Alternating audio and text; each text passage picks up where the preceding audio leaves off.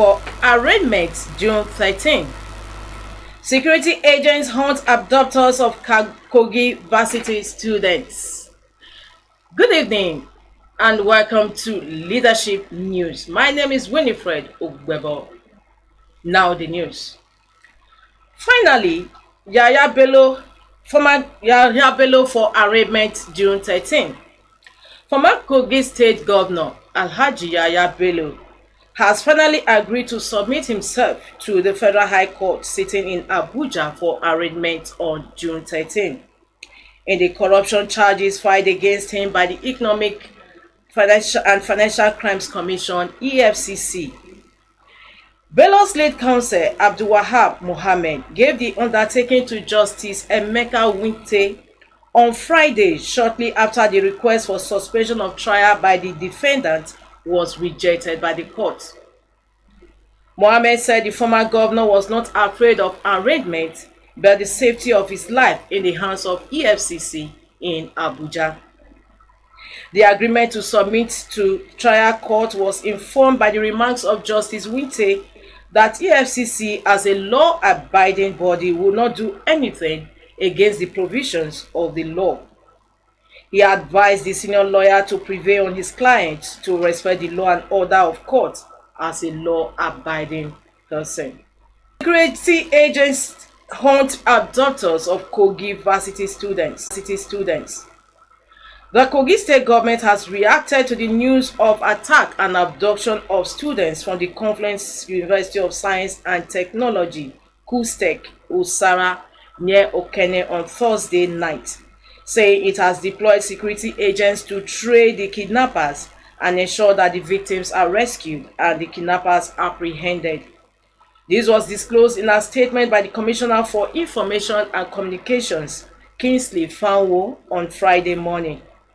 Leadership Television reports that bandits stormed the KUSTEC late Thursday night, abducting several students. Professor Abdulrahman Asipita, Vice Chancellor of KUSTEC, confirmed the incident but declined to disclose the number of students abducted. "I don't talk to journalists on incidents like this, but I want you to know that we are on top of the situation," he said. Army arrests soldier with arms concealed in bag of rice. Military police have arrested a personnel of the Nigerian Army for illegal possession of ammunition and explosive during a routine search operation at the possession of 756 rounds of ammunition, of rounds of 7.62 mm special ammunition and 4 hand grenades ingeniously concealed within a small bag of rice. He said preliminary investigations revealed that the soldier had been inducted from active theater operations in March 2024 and was undergoing the induction training at the Nigerian Army School of Infantry. He added that the soldier was on a welfare pass from Jaji to Kaduna and Adamawa from April 30, 2024 to May 13, 2024 when the arrest took place. Prince Harry's wife arrived in Nigeria. Prince Harry and his wife Meghan have arrived in Nigeria to promote the Invictus Games, an initiative he founded to support the rehabilitation of wounded and sick service members and veterans, including Nigerian soldiers engaged in a 14-year conflict against Islamic extremists. According to Associated Press on Friday, the couple visiting West Africa for the first time at the invitation of the Nigerian Army arrived in Abuja early Friday morning. Defense spokesman Brigadier General Tuko Buso told Leadership reported Abidemi Marquis, Director of Sports at Nigeria's Defense Headquarters, telling reporters on Thursday that the engagement with Invictus is giving an opportunity for the recovery of soldiers. Senate approves death penalty for drug traffickers. The Senate has passed for third reading the NDLEA Act, Amendment B 2024, thereby approving death sentence as the maximum penalty for drug traffickers in the country. The bill was signed into law on Thursday when the Senate dissolved into Committee of the Whole for a clause-by-clause consideration of a report by its Joint Committee on Judiciary, Human Rights and Legal Matters and Drugs and Narcotics on the bill. The report was earlier laid at plenary by the chairman of the Senate Committee on Judiciary, Human Rights and Legal Matters, Senator Tahi Moguno.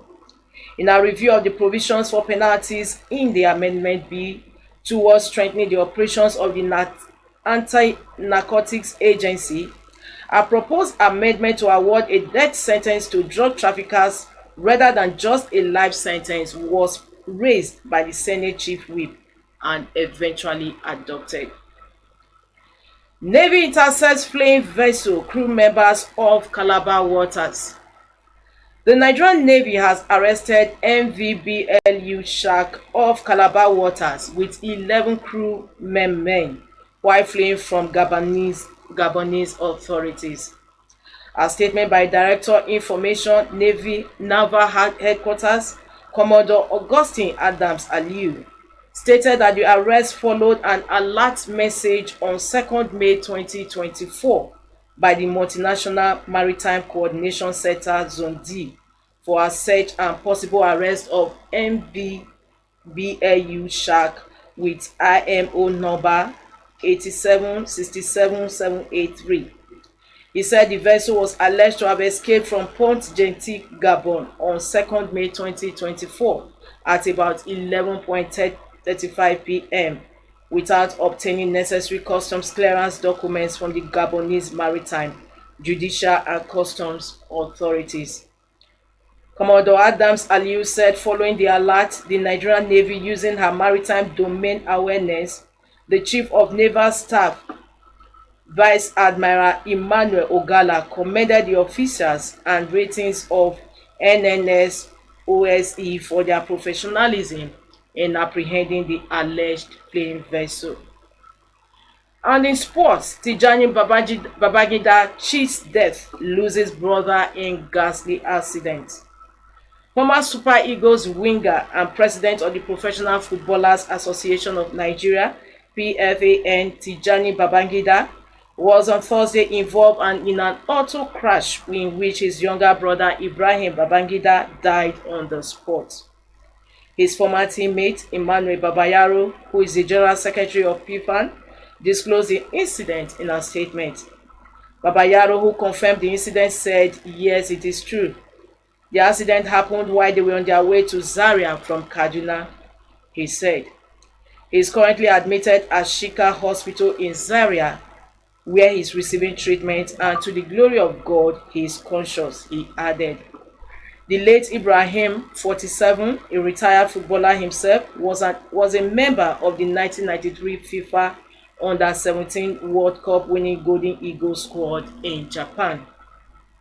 We move to entertainment. The 10th Africa Magic Viewers' Choice Awards kick off.